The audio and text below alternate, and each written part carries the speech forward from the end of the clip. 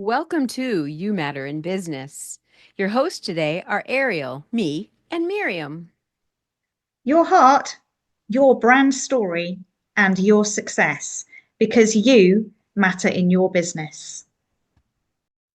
Welcome back to You Matter in Business. My name is Ariel Faith, and I am a brand photographer.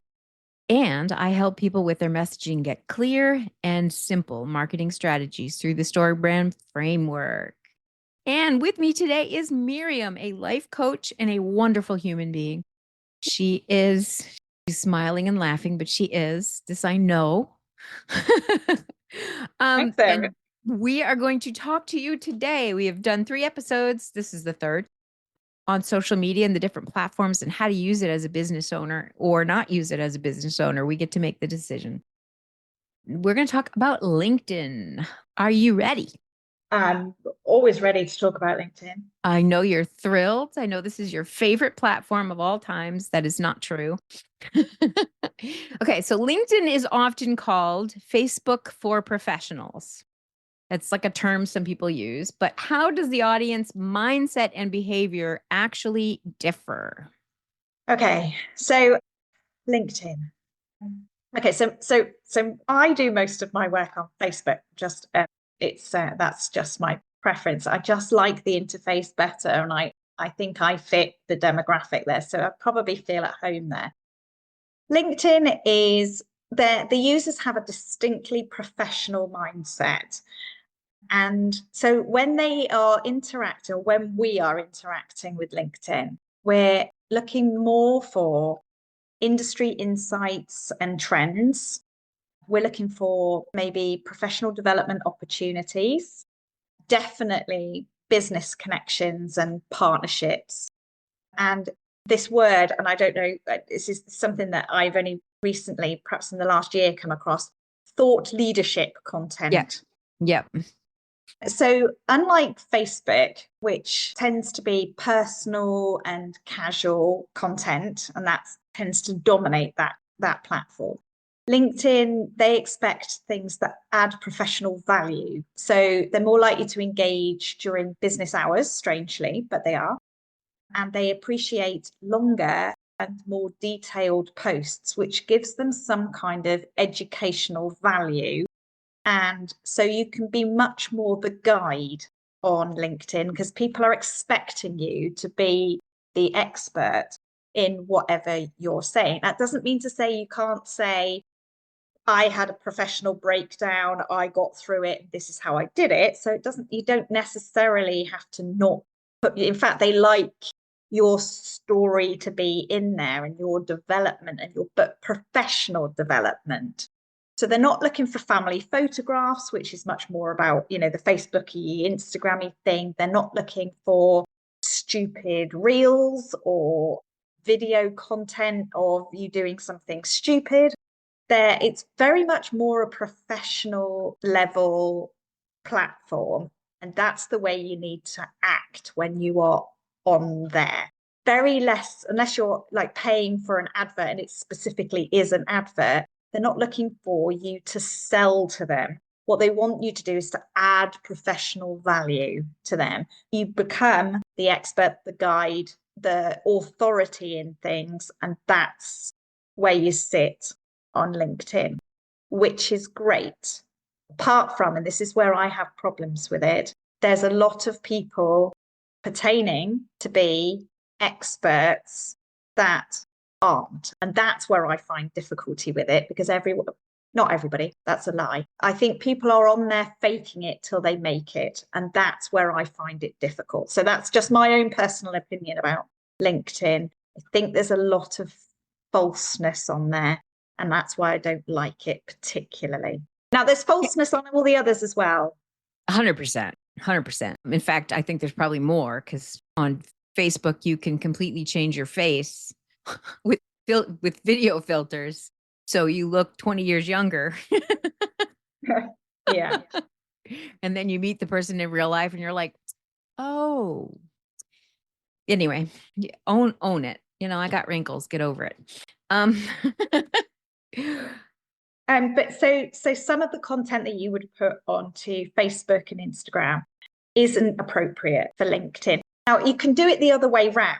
I think you could do it the other way around. The content that you put on LinkedIn, you can also put onto Yeah, I Facebook, agree with you. Instagram. I don't think, in fact, I know it doesn't work the other way. Yes. So if I'm taking if I'm videoing myself jumping into the swimming pool and my underwear comes off, that works on Instagram. You'll get a great following on Instagram. It's not going to work on LinkedIn. And you are going to lose your professional authority if you try to do it in the other direction. Yes. So if you're going to try and perform, dance on each of those platforms, do it one way, don't do it the other. Yes, I agree with you 100%. You mentioned something interesting about Facebook that I want to add to, not Facebook, Instagram or LinkedIn. Sheesh. LinkedIn. When LinkedIn began its infancy, I remember being on there because I was searching for work. I was looking for other companies that I could maybe send my resume to. You would put your resume up there. And it is a job search engine. That is what it was built from.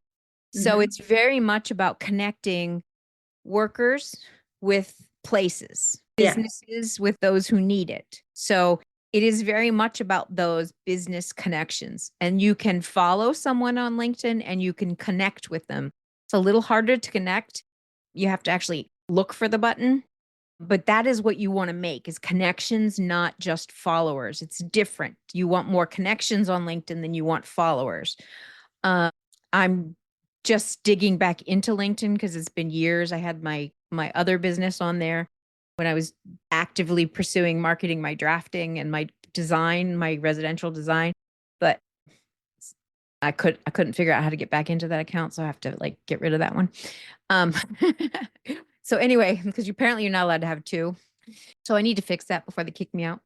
But it's very much, what's interesting about LinkedIn is there's a lot more lurkers. Do you know what a lurker is? Someone that hangs around with misintent.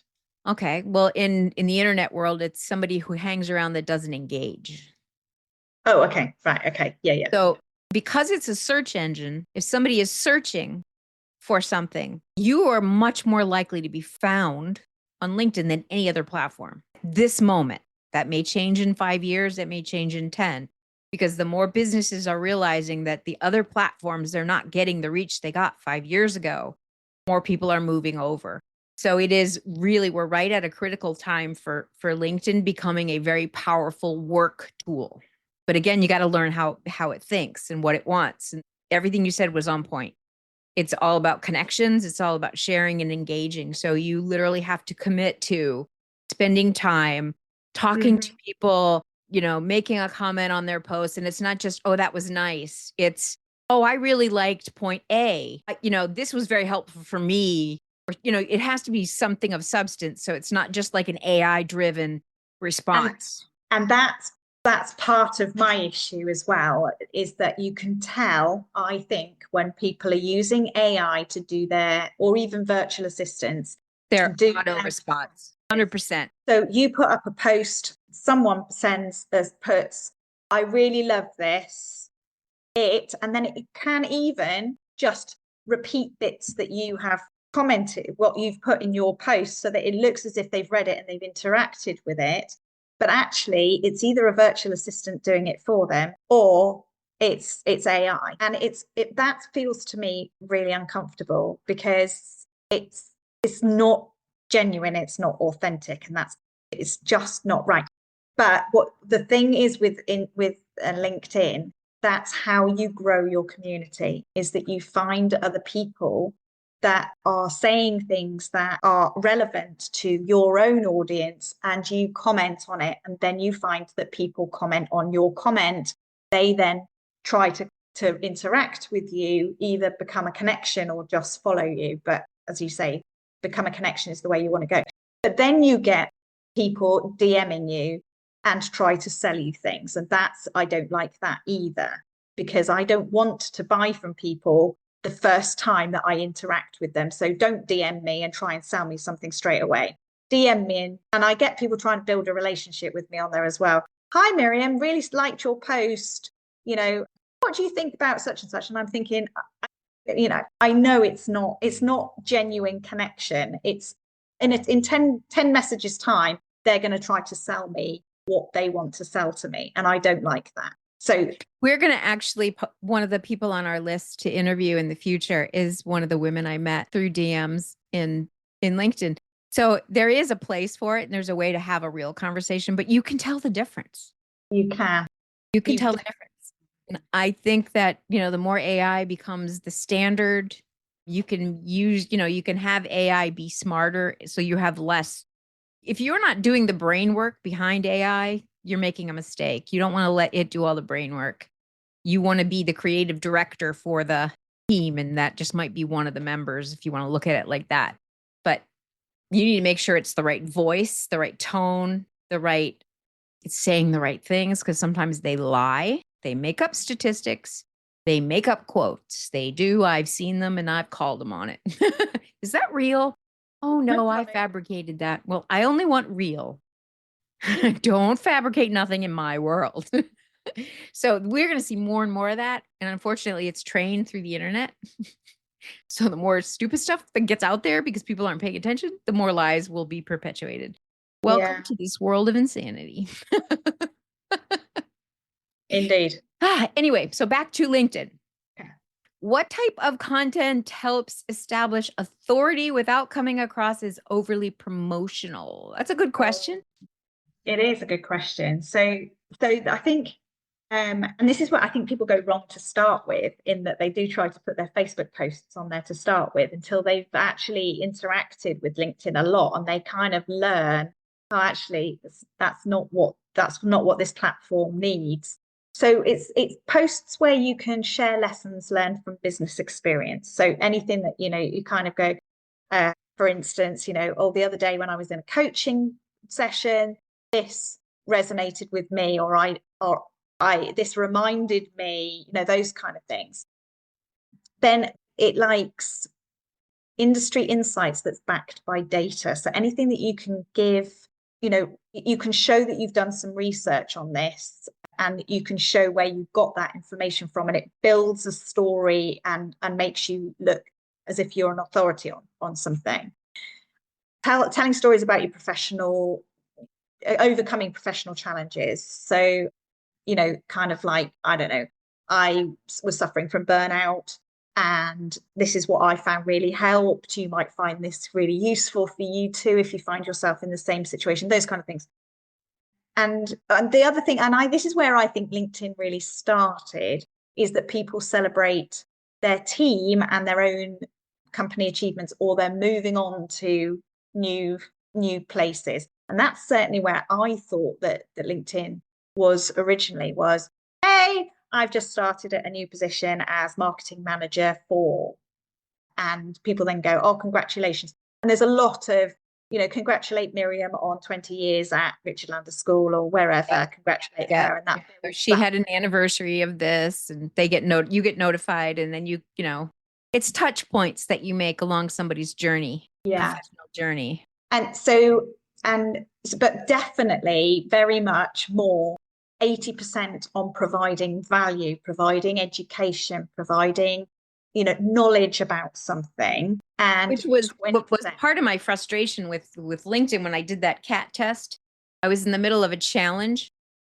We talked about this last week, but I was in a challenge, and the challenge was make an educational reel every day for, I forget how many days, it was 7 or something. So a group of us photographers literally posted a educational video every day that barely made it out of the gate. Nobody cared.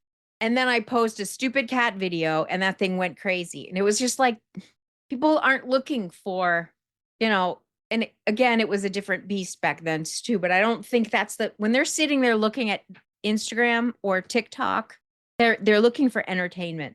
When you sit down to Facebook, you are looking for human connection. That's a fact. Yeah. When you are on YouTube, you used to look for entertainment, but I think now that's a much stronger educational platform. So that's a very good one. YouTube is a whole nother thing, but that's a very good one too, to use as a business.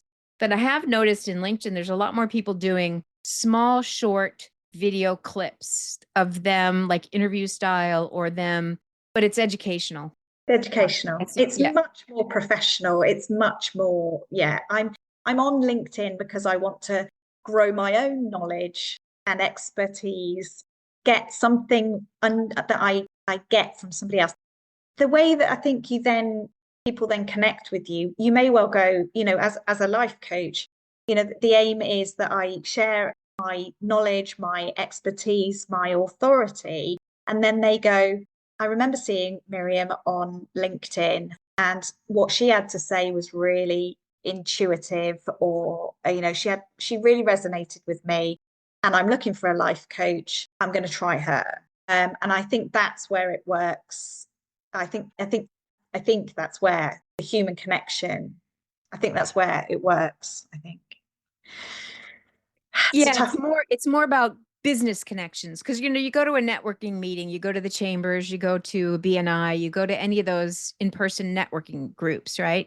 And you do that with a purpose. You're not necessarily there to build best friends, even though that might be what happens, but but you're there to build business connections, right? And ultimately, obviously, the end goal is to maybe get one that you could work with, right? That's part of marketing, but it's also part of networking, because as a community, we all grow better. But LinkedIn to me is a much stronger business networking platform. That's kind of what it is. And you can get access to people. There's a better search engine in LinkedIn for business related searches. So, and they do use hashtags, but they don't recommend using many of them. We talked about that last time too. Just a few and very targeted. So, yeah. So they say only 3 to 5 per post on that one. So not the 30 that you would use you could use on Instagram. It's 3 to 5 total max. Yep. And that is one of the... And very specific and very professional. It's all about being, professional. This site. Yep, absolutely. It's kind of like an extension of a professional web page, right? You wouldn't put your, selfies all over your web page unless you were a professional selfie taker and you were going to take selfies for other people. I don't know. Teach them how to take selfies. I don't know. I don't know that you can teach, but I digressed. I think that the thing is with LinkedIn is that actually when you are putting out your resume out there, your CV out there, a lot of places are and applying for jobs, they're now asking for your LinkedIn profile. So so you need to be on there posting. If you're a professional, you need to be showing that you're an authority in whatever field it is that you're looking for work or that you are currently acting. Because if you're looking to move on as well, employers are going to be looking at your LinkedIn profile and go, yep, she does know what she's talking about. Yep, that backs up what she's got on her resume, that that you do know what you're talking about, in a really professional way. Because if she comes and works for us, we want her to be doing that on LinkedIn, because it grows the authority of the people that you work for as well. Oh wow, she works for blah blah blah. Yeah. Google or whatever, and she knows what she's talking about. We want her working for us because she knows what she's talking about. Just take a moment for a slight interruption. We wanted to share some exciting news. Exceptional women professionals often struggle to communicate their expertise.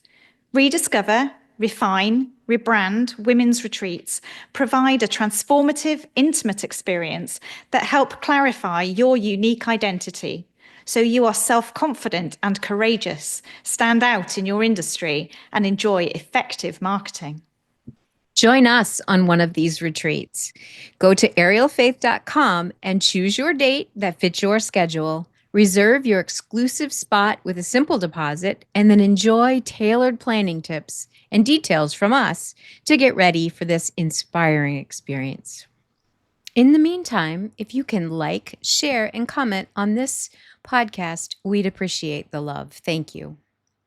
The other thing that's kind of interesting about LinkedIn that I recently learned was besides it being a place that people are looking for other employees, because you sometimes can get offered jobs through there too, because they'll say this was a match and this is a match, and you can set that up so you don't want to be like, I'm not up for hire. So, and you can put in so there's ways of being kind of like displaying the fact that you're looking for work and displaying the fact that you might maybe not. So there's ways of being a little bit more visible on that platform. But the one thing I thought was kind of interesting is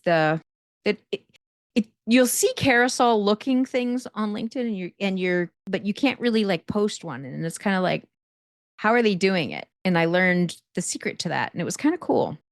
So when you are posting on LinkedIn, you'll see some of the posts have kind of a carousel, one picture after the other. So there's usually a story. It's like a little mini PDF almost that is telling a little bit of a educational snippet. Those are done by making a PDF. So you print, like from Canva, you print to a PDF, and you use a web-friendly PDF because you don't want it to be the print-friendly PDF. And it will turn the PDF into individual pages in that series. So it'll turn it into a carousel looking thing. It will turn it into a carousel to the other platforms. Okay, because on Canva, one of the templates, or there is a template for Instagram, there is a template for Facebook, and it puts it in the right number of pixels in the right direction. But there is a LinkedIn carousel one on there as well. Interesting. And I think and I haven't looked, I should have, but I have not had a ratio problem on LinkedIn. I shoot in 3:2. That's a ratio, 3 inches by 2, and it can just be blown up bigger and bigger, bigger. So that's the standard full frame ratio, camera ratio. But Instagram likes 4:5. So that means the top or the bottom, something's going to get chopped out of that picture, which is, I now shoot thinking about that. I have the lines like they show up. I literally shoot thinking about that is just extra in the image. So I can, if necessary, get rid of it. But it's very frustrating when you shoot this gorgeous landscape. Doesn't seem to have a problem. It'll do a full landscape and not cut it off, but anything portrait, it will cut off. Anything that's, vertical versus horizontal, it will chop to the 4:5. Interesting. You're frustrated, but I have not found that problem on LinkedIn. So, and I know, this applies to Instagram too, but your profile on LinkedIn is super important. What you put in it. Yeah. Because it's searchable. Yeah. And in Instagram, the only thing that's searchable is your username. That's one tagline that's searchable. A lot of people will put their name in there. That is not the thing you want in there. You want the searchable words to be found. So you have to kind of learn how the program searches. And your profile on LinkedIn, the individual data you put in your profile is really important for search, for use the searching keywords and all that fun stuff. So that it's rich. Their SEO strategy includes industry relevant keywords. I was looking at this earlier, so thank you for bringing it up. Industry relevant keywords in your headline and your about section. Yes. Creating original articles using the LinkedIn publishing platform. And I'm not really very familiar with the LinkedIn publishing platform, but maybe I need to get to do that. But creating original articles in there. Maintaining consistent posting schedules, 3 to 4 times a week. Which is less than all the others, which is nice. Yeah. Yep. Because they expect not as hungry. Job. Right. They'd rather have quantity over quality over quantity. Yeah, absolutely. So again, using the hashtags, but strategically, and they like 3 to 5 per post, but quality ones. Right. Completing all, as you've just said, your profile sections, including recommendations. And recommendations are like testimonials, and there's a whole section on them. They're really difficult to find your own flipping recommendations, but they're on there. But people can search on those, and they're key as well. See how many people can recommend you, a bit like a Google, what do they call them? A Google review. That's what the recommendations are like. But isn't it a LinkedIn review rather than a Google review? Yeah, it is. It's a recommendation, but they call them recommendations. So on LinkedIn, you can send them a link. You can send links to people to say, can you leave me a recommendation? And you can review it before it goes on your page. So if you don't like it, you can not use it. but you send them Unlike a link. Google. Yeah, you can send them a link. They write the recommendation. It then comes back to you. You can then put add to my profile, and it then adds it. So, but it looks like a Google review. And then using alt texts on your images, so you can actually label them, and then creating original documents and presentations which you share. So that is the SEO for LinkedIn. Those things are the most important things on LinkedIn, and that's what I'm going to add to your SEO on your images. And this is something that hardly anyone does this. Hardly anybody even knows this. I don't know why more people don't do this, but the name of your image that you put on your website, is it image 1, 2, 3, 5, 8? What is the name on your the images of your website? What should they say? You've told me this, so I know that they're searchable. So I always put Miriam Richardson, enriched life coaching, and then anything else that I can think of that might bring that up on a search engine. So overwhelm into opportunity, or inspiring women, or those kind of things. Okay. And you have to do it in searchable letters. So you don't want to use any capital letters. Okay. You have to use the dashes in between each word. Otherwise, it's seen as one word. Interesting. Have you ever seen those, you see them and they're kind of like, why did they name it that? That was but that's why they're doing it, because that image name is now part of the Google search. And LinkedIn is a high performer. Whatever is in LinkedIn is a much higher performer on a Google search than any of the other social media. Interesting. So we need to all go. It's much more. It's much more, and you can do it pretty simply in today's world. I can pretty much rename an entire folder of images by a right click, at least on a Mac. I don't know if it's easy in the PC world, where you just replace a couple letters with a whole, thing. So there's ways of doing that painful job less, or hire your VA to do it. But if you're not doing that, make sure you have your name in there, because it's all about personal branding. That stays with you forever.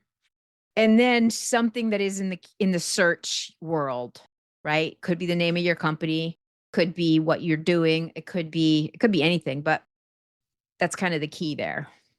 Interesting. That's really useful. Thank you for that. It's a good tip. And especially the dashes in between them. Yeah. Do you mean underscores, or do you mean dashes? Dashes.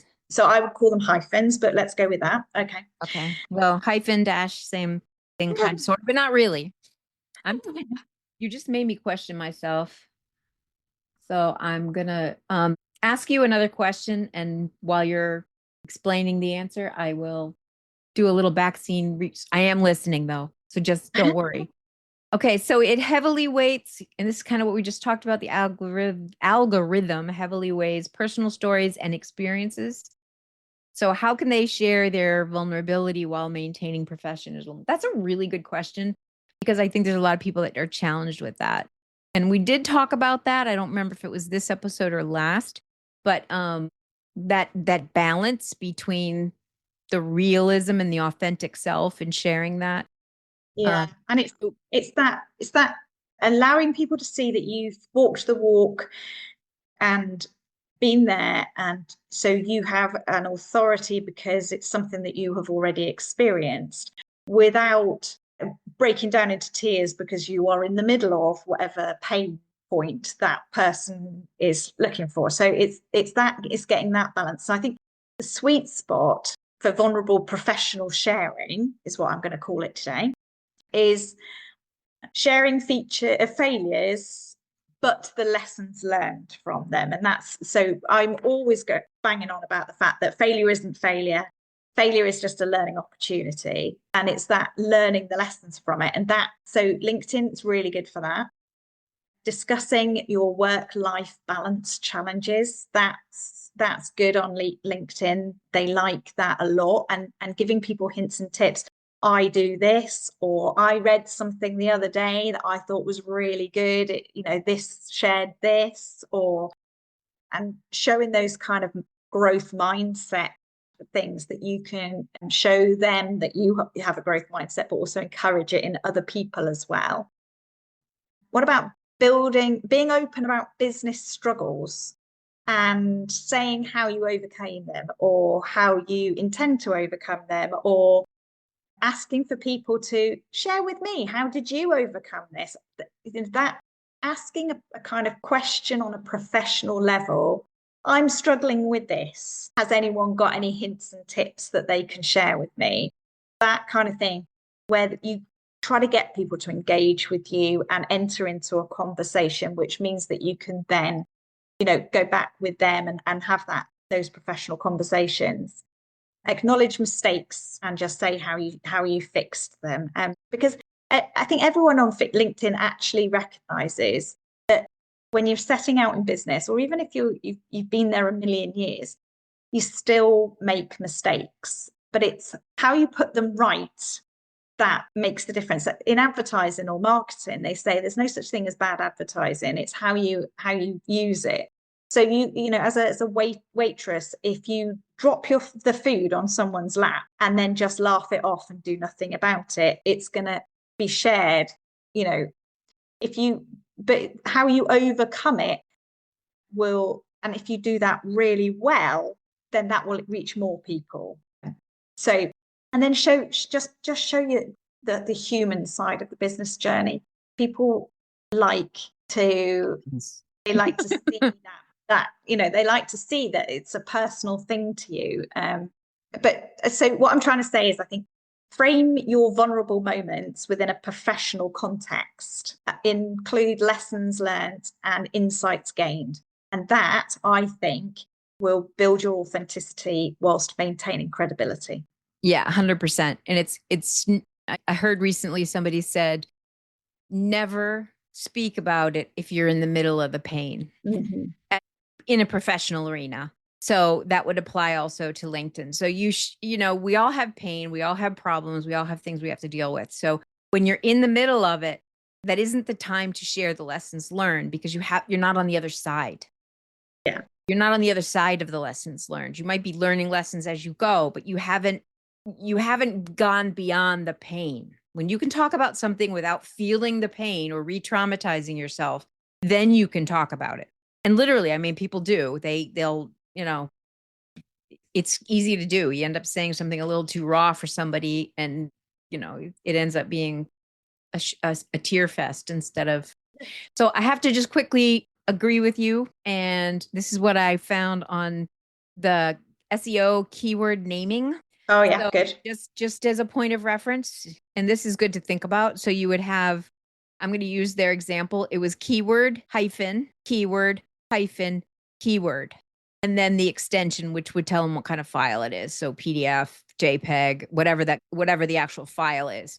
So instead of doing, I want my name in there because the name is the name of the business. It's also my personal brand. It's just something I want. When you type that in, I want to be the one that you see, because there are quite a few Ariel face, which is shocking. And I don't want to be one that's associated with something bad, because there are a few of those too.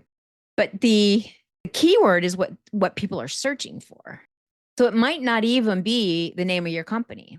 It could be, because they're not going to search for the name of your company if they don't know you.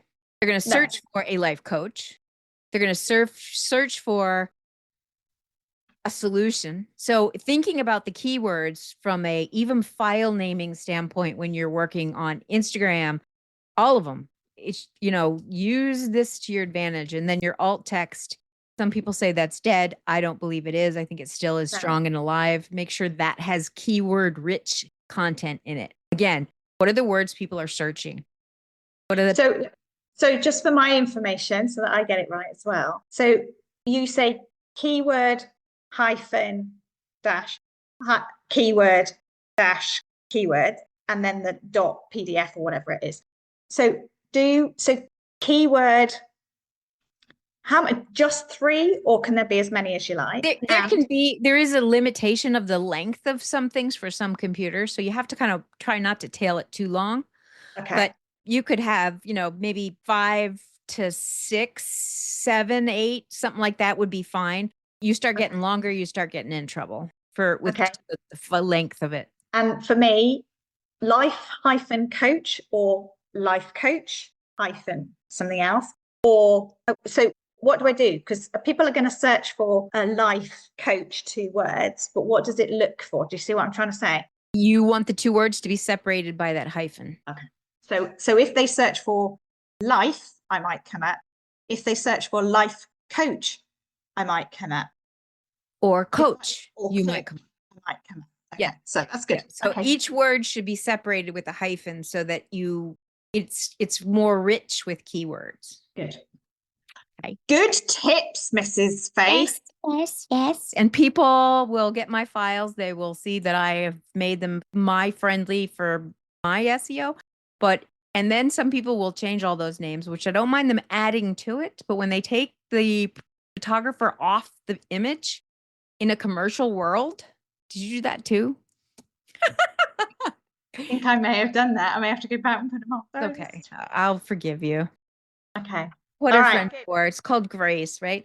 No, but if you're buying commercial photography that's been licensed as a commercial piece of photography, you have to make sure you don't take it's still in the metadata no matter what you do, because we make sure of that. So it's still in the file. If somebody wants to look, they can see it because they're copyrighted. But that's just a legal thing. When we're dealing with personal pictures, nobody even cares or thinks about this stuff. But when you're dealing with commercial images used to make money, it is a commercial endeavor. So it does have different laws around copyright and all that fun stuff. So just a thing to remember. Interesting. Good. Okay. Right. So is there anything else we need to tell Leave them my about? name in. That's all Okay. you gotta do. As long as it's not in any cursive.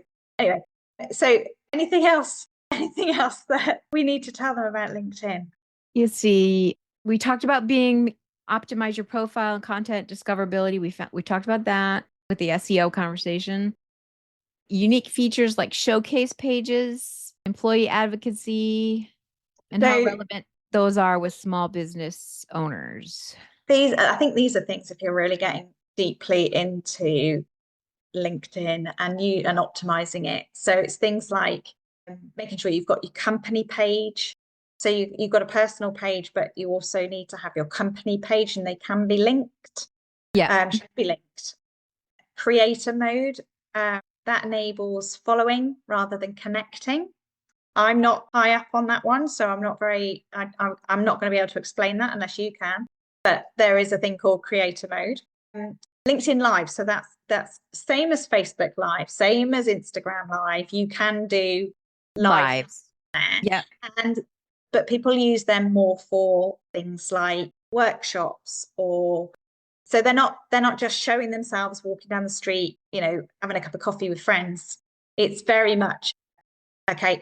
We're doing a workshop. Yeah, sign up to this. That can either be free or you can actually, pay for it or whatever. But but you can do it live, and the platform that you're using is LinkedIn.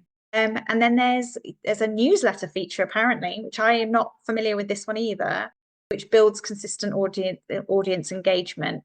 I'm not aware of what that is or how you go about that one.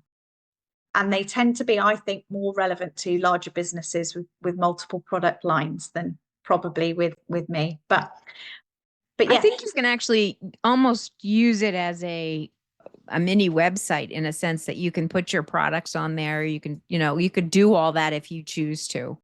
Yeah. I need to get people on the phone. I need to create curiosity so they talk to me, because that's the magic in the solution. If I don't have the solution for you, I'm not going to try to sell you, right? That's just not the way I am. So it's very important that I have a conversation to see what you need and how I can fit into that need, or even if I fit into that need. So for me, conversations are very important for my business to thrive. So I don't necessarily want to put all that data out there. I might put general information. They can always go to the website for the more in-depth information. Because again, I think build your website out, make that solid. Then use that data as an extension to go into social media. If you have a blog post, put it on you're writing an article, put it on your blog first. Then post it as an article on LinkedIn, not the other way around. Yeah.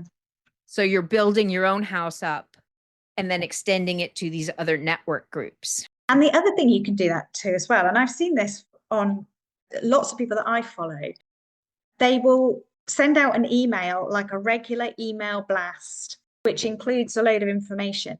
And then they will take bits from that email and use it to make a post on LinkedIn. Not necessarily all of it, but they will take certain essence of it and expand on it in LinkedIn. So you can connect all of those different things that you're using to reinforce your message and get to a wider audience than just your email list. You can then use the same information without having to reinvent the wheel again and put it onto LinkedIn.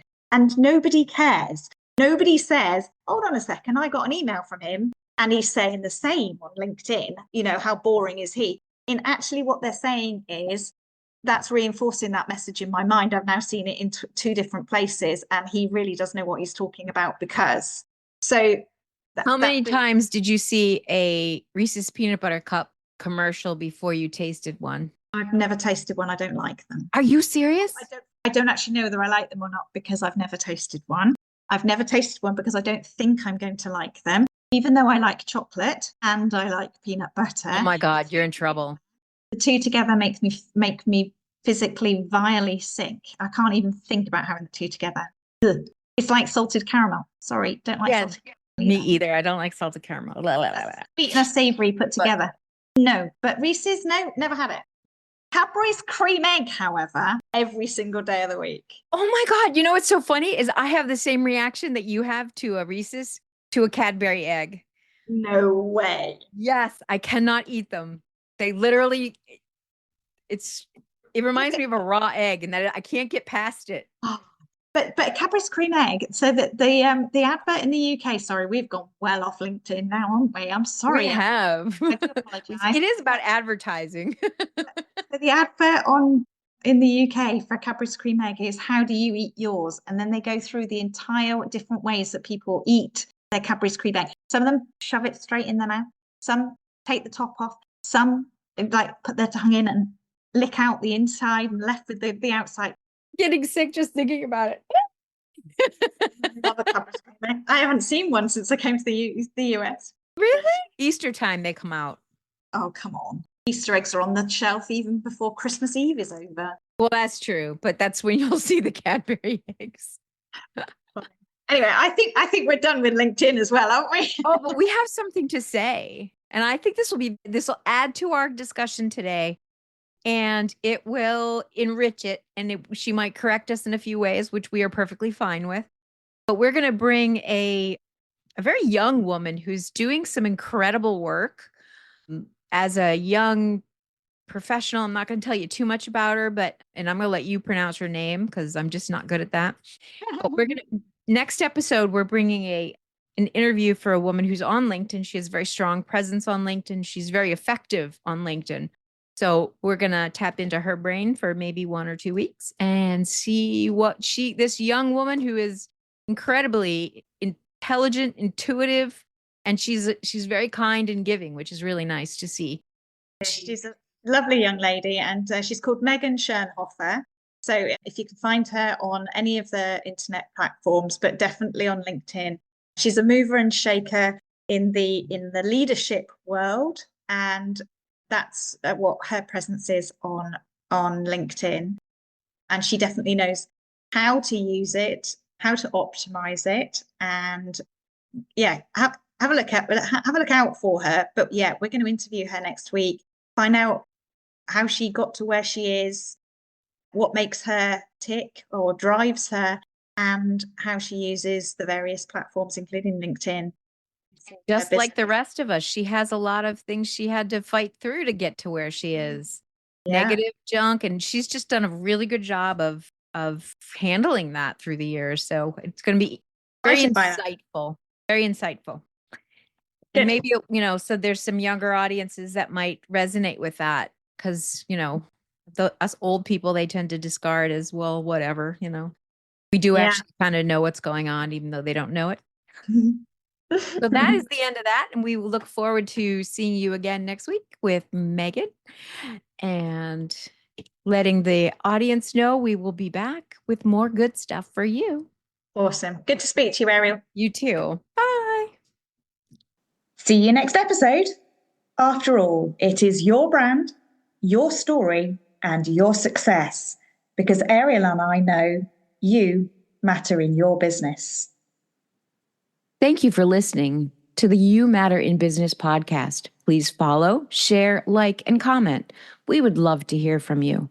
This podcast is sponsored by Ariel Faith Photography and Enrich Life Coaching. The show notes provide more information on how to contact Ariel and Miriam and any guest speakers who share in our journey together.